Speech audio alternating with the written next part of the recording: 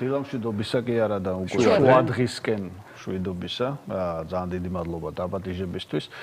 მოკლედ საქმე ის გახლავთ, რომ რეალურად თაობები იცვლებიან ბუნებრივია და ამ თაობებს საკუთარი შეთავაზებები აქვს ცხოვრებისგან და ეს შეთავაზებები ძალიან დიდ და მნიშვნელოვან როლს თამაშობს იმასთან დაკავშირებითაც, რამდენად აქტიური მკითხველია ამა თუ იმ თაობის წარმომადგენელი, იმიტომ რომ სხვადასხვა დროში, სხვადასხვა ადამიანს სხვადასხვაგვარად, თქვათ, ესმოდა კითხვის მნიშვნელობა. მათ შორის რიგ შემთხვევაში გარდა შემეცნებისა და გარდა იმისა, რაზეც დოჩანაშვილი გველაპარაკება, ანუ დაბურძგლის უნარისა, წიგნს ჰქონდა უბრალოდ გართობის ფუნქციაც, ანუ რეალურად რაღაცეების მოლევის მერე შემდეგ მიადგებოდი წიგნს, იმიტომ რომ სულ ომობანას, კლასობანას, ან თქვათ რა ვიცი, ფეხბურთს ვერ თამაშებდი. და ეს დანარჩენი რაც დღეს ბავშვს აქვს აცდურად, გულისხმობ თქვათ гаджеტებს, გულისხმობ ინტერნეტს, თავისი უსასრულო შესაძლებლობებით, მაშინ ნაკლებად იყო, კი არა, მე მახსოვს, რომ ელექტროენერგიაც არ იყო ჩვენ დროს და შესაბამისად ის ახალ შემოსული სათამაშო კომპიუტერები ძნელად მოიძიებოდა და რიგი გვედგა ხოლმე მეზობელთან, რომ ის იყო და ამას რატო ვამბობ? კი, არა, ამას ვამბობ, იმიტომ რომ რეალურად მაშინაც ხომ ჩვენი თვალი მირბოდა იმ რიგისკენ დიდწილად, ხო, რომელიც დენდის კომპიუტერის მფლობელის, თქვათ, სახლის შესასვლელს გულისხმობს. რაც თავის მხრივ ნიშნავს იმას, რომ ადამიანი ყოველთვის ეძებს იოლ ესთეტიკურ, თქვათ, საშუალება საკუთარი ამ ტიპის შიმშილის დასაკმაყოფილებლად. ეს ჩვეულებრივი ამბავია და მაინც და მაინც თავიდანვე არ ფიქრობს, რომ წიგნი შეიძლება გაცილებით ღრმა და მნიშვნელოვანი მოცემულობების მოკარნახე იყოს.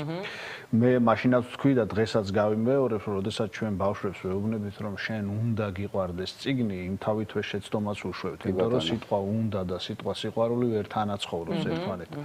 მაგრამ თუ კი ჩვენ მათ ვეტყვით და აქ სიტყვა უნდა უკიდურესად ბუნებრივია, რატომ არის საჭირო წიგნი მათთვის.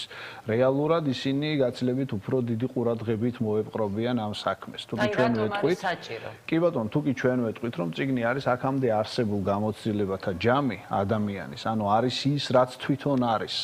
ამ გამოცდილების ნაწილია ყველა ადამიანი დღეს, იმიტომ რომ ცოდნა ასე გადმოეცემოდათ ადამიანებს, ემოციურიც, რაციონალურიც და ასე შემდეგ და ასე შემდეგ. მე მესმის, რომ ამენით ბავშვთან არ ილაპარაკით, მაგრამ იოლად შესაძლებელია, რომ ეს შინაარსი სხვა ენით მიიტანო მასთან და უთხრა, რომ აი მაგალითად, აი ტომ სოიერი ან ემილი ან პეპი გრძელი წინ და ნახე როგორ გგავს შენ და როგორ ებრძვის ის, თქვათ, რაღაც სირთულეებს, რა თავგადასავლები გადახდება მას, როგორ იმარჯვებს ან როგორ მარცხდება თუნდაც რიგ შემთხვევაში და ის არაფრით არ არის შორს შენგან. ჩვენი ერთი მთავარი პრობლემა იყო ის, რომ ხშირ შემთხვევაში სკოლაში მხატვრულ ნაწარმოებებს და მათ გმირებს წარმოვაჩენდით როგორც რაღაც სუპერ იდეალურებს, რაც მერე შიზბადებდა ბუნებრივია, რაციონალურად, რა თქმა უნდა, აბსოლუტურად ბუნებრივს მკითხველს სწავლეში და ფიქრობდა, რომ ნუ ის და მე სხვა პლანეტებზე ვცხოვრობთ და შესაბამისად მაინც და მაინც საინტერესო არ არის. თუ კი ჩვენ აი ამ ბარიერს მოხსნით, თუ კი ვეტყვით, რომ ის გმირები, რომლებიც წიგნებში, ზღაპრებში ცოტა უფრო გვიან ბუნებრივია სხვა ტიპის ლიტერატურაში მოჩანან, არიან მისი მსგავსები ადამიანების საკუთარი ნაკლებით, შეცდომებით, სოდვებით და ასე შემდეგ და ასე შემდეგ და ამავდროულად ბუნებრივია ბევრი გამარჯვებით, ის მიხვდება, რომ ეს ყველაფერი მას ჭირდება იმისთვის, რომ რეალურად ხვალ და ზეგ მის მიერ გადადგმული ნაბიჯი წინ და წინვე იყოს რაღაცნაირად დაზღვეული და იცოდეს, რომ აი თუ კი ვთქვათ, ვიღაც დამარცხდა ოდესღაც, იმან მოახერხა და გაიმარჯვა. და წამოდგა ფეხზე ამ პირიქით, თქვათ, გამარჯვებული შეიძლება სულ არ იყოს რაღაც პედესტალზე, ხო? ესეთ ნელ-ნელა თამაშ შეიძლება ვთქვათ ამ განცდის თუ შეიძლება ასე ითქვას, თავს მოხვევა კარგი გაგებით ბავშვისთვის და თან იმის შეხსენებაც, რომ რამდენ წიგნსაც წაიკითხავს, იმდენი გმირით მეტია თვითონ.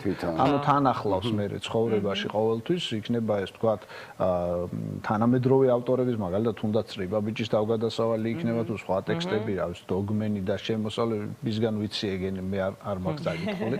თუ თქვათ პეპი გრძელი წინ და თუნდაც ხო ჩემი თაობის თქვათ ჟიულ ვერნის, მაინ რიდის და ამ შემდეგ და ამ შემდეგ.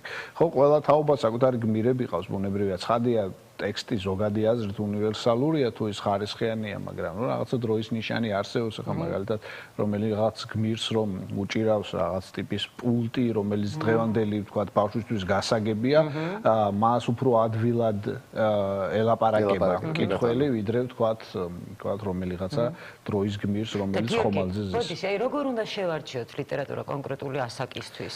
დღეს ძალიან გაადვილდა ცხოვრება, სხვათა შორის, ადრე ჩვენ უნდა ჩამოგვიარა ეს წიგნის თაროები და რეალურად ვთქვათ ხელისცეცებით აგვერჩია ეს ყველაფერი, თუ მრჩეველი არ ვყავდა, ხო? ბავშვები მე ისეთი წიგნები მიყავს წაკითხული ბავშვობაში, რომ ტერს არ უსურვებ მაგ საქმეს ბავშვობის ასაკში და არც დიდობის დროსაც სხვათა შორის აღარ წავიკითხავ იმათ აღარას დროს, მაგრამ დღეს ვთქვათ უამრავი საშუალებაა, ხო? რეალურად Google-ს კითხავ, ChatGPT-ს კითხავ, გამოცდილ ადამიანს კითხავ და ეტყვი, რომ შესაბამისი ვთქვათ ასაკისთვის, რომელი წიგნში იყოს შეიძლება შესაბამისი. წიგნი რატო გჭირდება? ხო, ეს ლეგიტიმური კითხვებია, ეს არ არის ვთქვათ რაღაცა ისეთი პათეტიკური მოცემულობა, რომელიც კითხვის ნიშნის დასმას არ საჭიროებს. ჩვენ უნდა ახსნათ ეს ამბავი, ხო? ვიღაცამ შეიძლება თქვას, რომ აი ამ დროს მაგალითად ბავშვი გაატარებს, რა ვიცი, YouTube-ზე ვაცქერინე რაღაცას. YouTube-სავიდან არები, ხო? ეკრანიზაცია არის ყველა კარგი ნაწარმოები, ხო? და გულისხმობს მინი ეკრანიზაციები YouTube-ზე ძდებს, ხო? რაღაც ტიპის კომიქსები არსებობს და შემდეგ. წიგნის კიდევ ერთი უკვე ჩამოთვლილი, ვთქვათ, თვისება ფუნქციათაგან ერთ-ერთი არის ის, რომ რეალურად ის ძალიან ავითარებს ფანტაზიას, ხო? წიგნი არის რაღაცნაირად გამოტოვებების ხელოვნება. რაც თავისუფლად გულისხმობს იმას, ბავშვი ვთქვათ, რომელიღაც გმირზე, ვთქვათ, აი კარლსონზე, ვთქვათ, რაღაცას კითხულობს, ის საკუთარ თავს მაინც აიძულებს წარმოიდგინოს საკუთარი კარლსონი.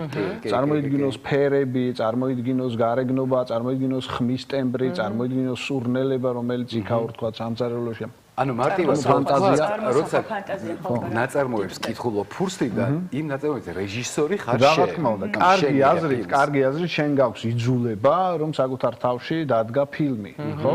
და რეალურად ეს იძულება განაპირობებს მე შენ ფანტაზია გევითარდება. კი, ამას რაღაცნაირად აი ამ თამაშით მივიტან. ბევრი მეთოდი არსებობს, ამ თვალსაზრისით წახალისებების მეთოდები არსებობს, უნებრივია სხვადასხვაგვარი და ესეთი ემოციური დაჯილდოებების და შემდეგ და ამას ბევრს წაიკითხავთ, ხო, სხვა ტიპის ლიტერატურაში.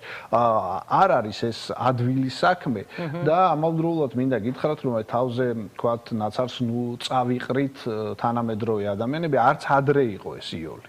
ხო, უბრალოდ შეიძლება ეს სხვა მოცემულობები კარნახობდა ადამიანს კიდევ ერთხელ რო გავიმეოროთ, რომ წიგნთან უფრო ახლოს ყოფილიყო, თორემ რეალურად ვერ ვიტყვით, რომ ვთქვათ, ამ თვალსაზრისით ვიღაცას ნაკლები ჯაფა, ვთქვათ, უჯდებოდა საკუთარი შვილის წიგნებთან იყვანა სხვა დროში იქნებოდა ეს ვთქვათ ჩვენი თაობა, ჩვენი წინეს თაობა თუ იქითა თაობებს საერთოდ სხვა ტიპის პრობლემებიც ჰქონდათ და ასე შემდეგ და წარმოიდგინეთ რომ რა ვიცი წერა კითხვის პრობლემა იყო ძალიან ადრე და ასე შემდეგ და ასე შემდეგ. ამიტომ ეს არ არის მარტო ჩვენი დროის ნიშანი, ბევრგვარი სირთულე არსებობდა ამის წინ და ესეც რასაც დღევანდელი დრო უკარნახავს, ვფიქრობ რომ გამკლავებადი ამბავია.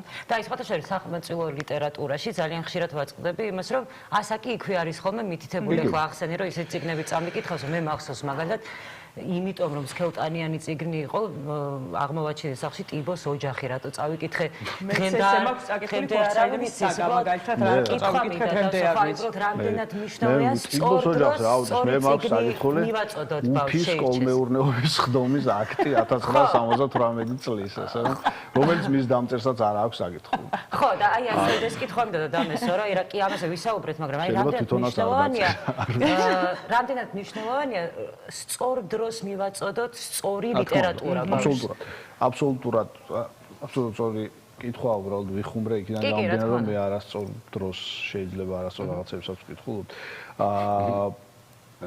უკიდურესად მნიშვნელოვანია იმიტომ რომ ორი თავარი მოცემულობაა მან. ერთი რა დროს აწვდი და მეორე როგორ აწვდი.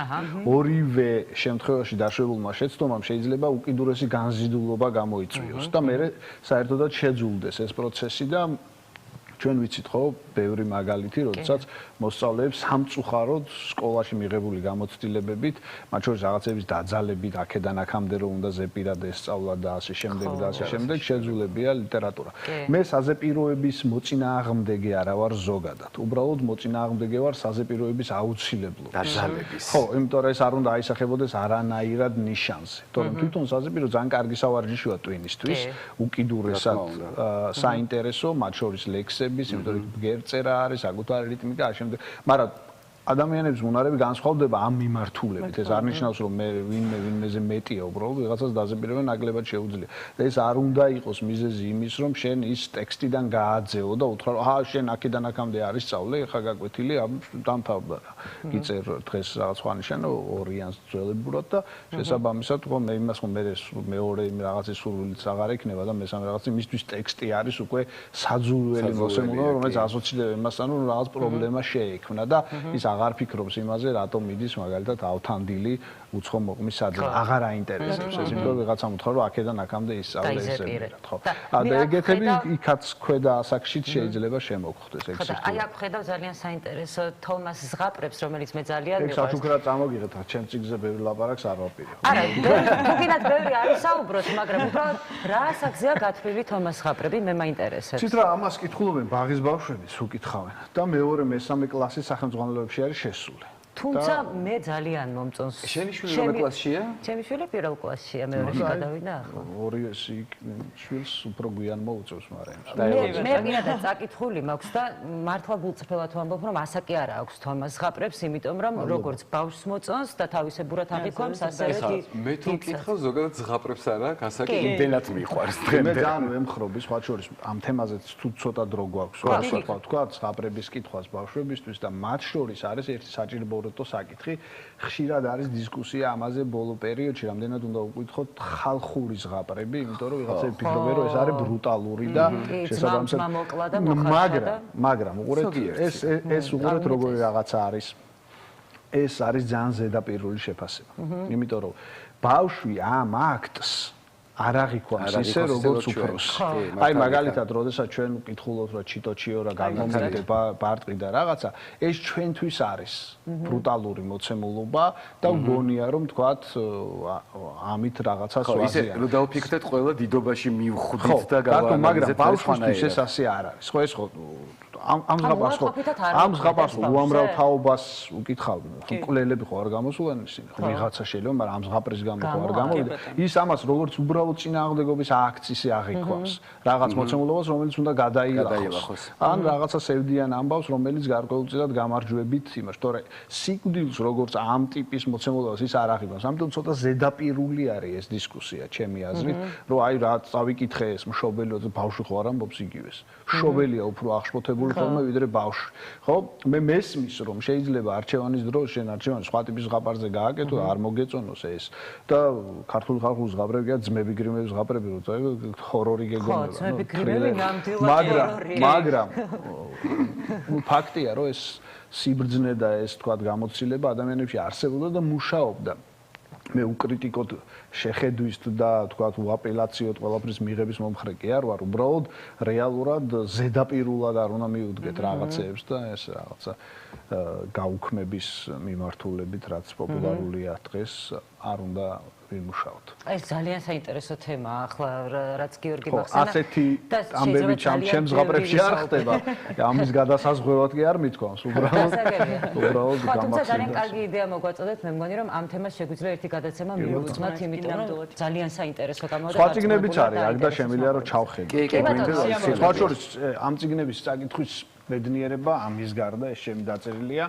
მაქვს წინ მე ძალიან დიდი გულშემატკივარი ვარ ფრანსუა საგანის მახსოვს რომ ადრე ანუ ის საკითხული გაქვს ის კორექტურას უწავდით ფრანსუა საგანი არის ფანტასტიკური ავტორი მე ასეთი ტიპის სენტიმენტების მომტანი ავტორი იშვიათად მინახავს თან სუპერ გენიალური შემოქმედია და ძალიან ადრეულ ასაკში დაიწყო წერა და ფანტასტიკური ტექსტები მოგცა თქვა გიყვართ ბრამსი სალამისებ და რომელიც ადრე გამოიცა ჯერ იბეჭდებოდა საუნჯის ფურცლებზე და მე უკვე წიგნებადაც და აი პალტრელმა გამოსცა უკვე დაუფარავი ღიმილი რომელიც მე ვფიქრობ რომ ძალიან საინტერესო ტექსტია და ზუსტად საზაფხულო საკითხავი ზალჩხეიძის უკანა სიტყვა ახლავს აი ამ ყველაფერს და რაღაცნაირად თქვათ იმ საზაფხულო თუ შეიძლება ასე ითქვას თავგადასავალს რომლის ნაწილიც წიგნიც უნდა იყოს ჩემთვის ყოველ შემთხვევაში 100-ია იმიტომ რომ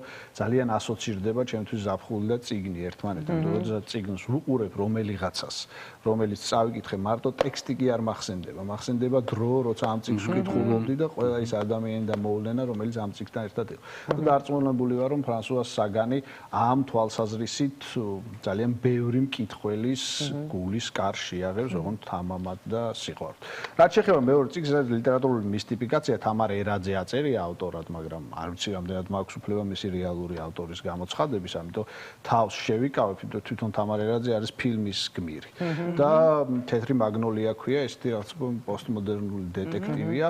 ეს არის ის წიგნი, რომელიც დღეს გავრცელებული გამოთქმის შეიძლება ასე ითქვას მცირე ალუზიას მაიძულებს, რომ არ წამიკითხავს, მაგრამ არ უგმობ. იმიტომ რომ დარწმუნებული ვარ, რომ რეალურად ძალიან საინტერესო ამბები ელოდება მისი ავტორის ნიჭიერებისგან გამომდინარე მკითხველს. ამიტომ ეს ორი წიგნით შევთავაზოთ მათ შორის ჩვენს მკითხველ საზოგადოებას და არ გიყვარს, მაგრამ ორი სიტყვით აი ამაზე სხვა შორის ხვალ ვარ აქ სტუმრად.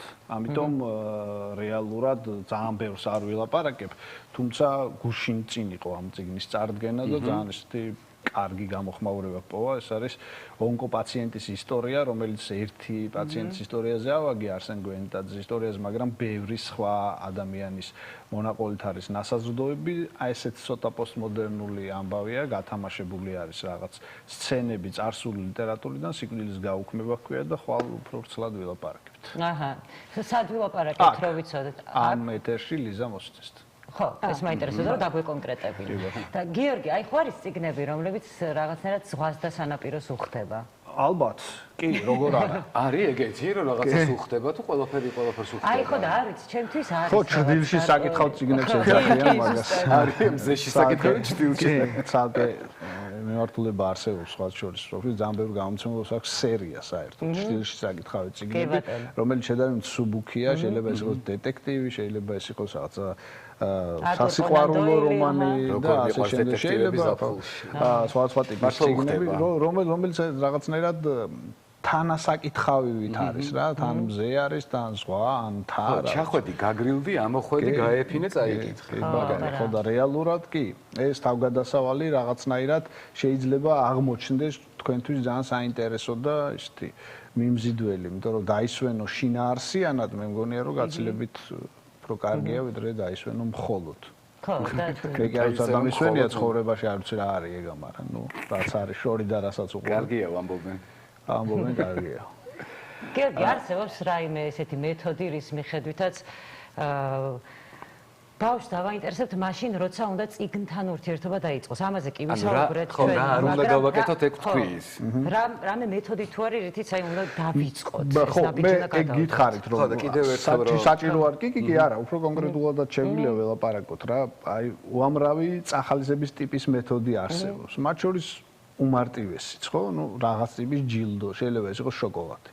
ძალიან მარტივი, ბანალური და შეიძლება ვიღაცისთვის მოულოდნელიც კი ან თქვა სირთულის დასაძლევად. აიკითხავ შენ მიერებ შოკოლადს? ჩვენ უნდა თავარი ამბავი რა არის, რომ ჩვენ არ უნდა შევცდეთ წიგნის არჩევისას და ამ წიგნის შეთავაზების მერე მიცემული ჯილდო მხოლოდ ჯილდო არ უნდა აღმოჩნდეს. ანუ ჩვენ უნდა მივიღოთ ის შედეგი, რომ ამ წიგნს როცა წაიკითხავს, მეორე წიგნის წაკითხვა უკვე აღარ საჭიროებდეს და თვითონ წიგნის წაკითხვა აღმოჩნდეს ჯილდო მისთვის.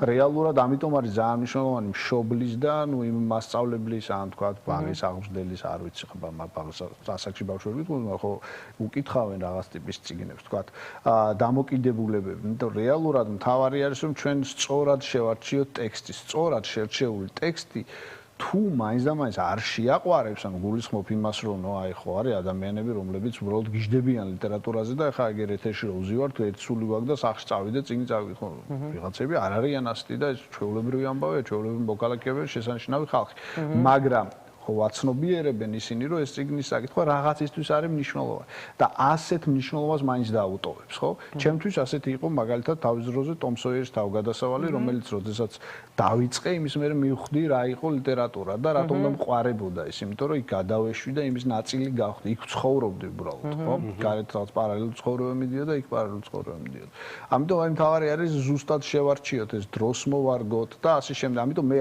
არ ვეწინააღმდეგები ხოლმე ჩემს მოსწავლეებს როდესაც ისინი რაღაც ისეთ ტიპის ტექსტებზე მელაპარაკებენ რომელიც მე არ ვიცი მაგრამ როდესაც ავიკითხავ შეიძლება ვთქვათ მაინც და მაინც მომხიბვლად არ მომეჩვენოს თავი თუ კი მას ეს გასაღებად გამოადგება რომ მე უფრო უკეთეს ტექსტთან მივიყვანო ხო შეიძლება ეს იყოს კომიქსი ხო უბრალოდ და ნახატებთან თქვა დაკავშირებულმა სიტყვა მერე უკვე გაზარდოს სიტყვის მოცულობა და წიგნად იქცეს ხო ბევრნაირი მეთოდი არსებობს აი ტომ სოიერი ბოდიში ანიკა უცებ არ დამავიწყეს ტომ სოიერი რადგან ახსენა აი ახლა გამახსენდა მე ბავშვობაში მითხეს უნდა რაზეც ვისაუბრეთ უნდა გქონდეს წაკითხული ტომ სოიერი და ამან რა გამოიწვია ჩემში ახლა გეტყვით რომ დავიწყე ვერ გავაგრძელე და იმიტომ რომ ვიცოდი რომ ძალით უნდა წამეკითხა ეგეთი დიდობაში იყო ჯეიმს ჯოისის ულისე საბოლოო ხო რაღაცა გაკვეთილივით მომიცეს საბოლოო ჯამში რა მოხდა რომ ტომ სოიერი არ წავიკითხე თუმცა ჰეკლბერფინი რომელიც ტომ სოიერის მეგობარია და ცალკე წიგნათაც არსებობს ის წავიკითხე ჩემი სურვილით იმიტომ რომ იმაზე არავის მეც უნდა ჩამებარებინა ტომ სოიერი და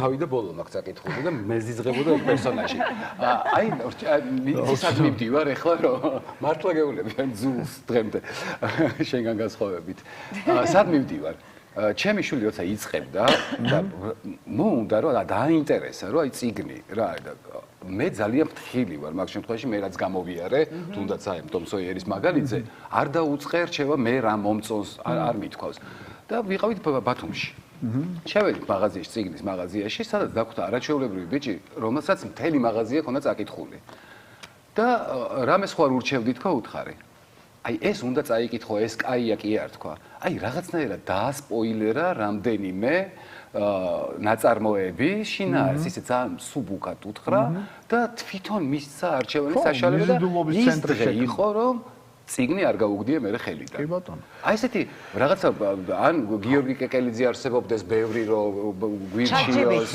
ChatGPT-ის შეგიძლიათ. აი არ ვიცი ეს ChatGPT. თქვენ მშობელს ეს ხო იგივენაირად შეუძლიათ მაგ ადამიანს ხო რამე ჯადოსნური ჯოხი არ ეჭირა ხელში. ხო, მაგრამ მაგასაც ხო რაღაც ნიჭი უნდა რომ არა, რა თქმა უნდა. ამიტომ არის რეალურად რაღაც უნდა არსებობდეს თუ არა კომპეტენტური ადამიანთა ჯგუფი ან რაღაცა ორგანიზაცია რომ მივაკითხე და მომსარჩევა. რეალურად ასეთი უნდა იყოს მასწავლებელი. და მასწავლებლის ამ თვალსაზრისით ძალიან დიდი ფუნქცია აქვს.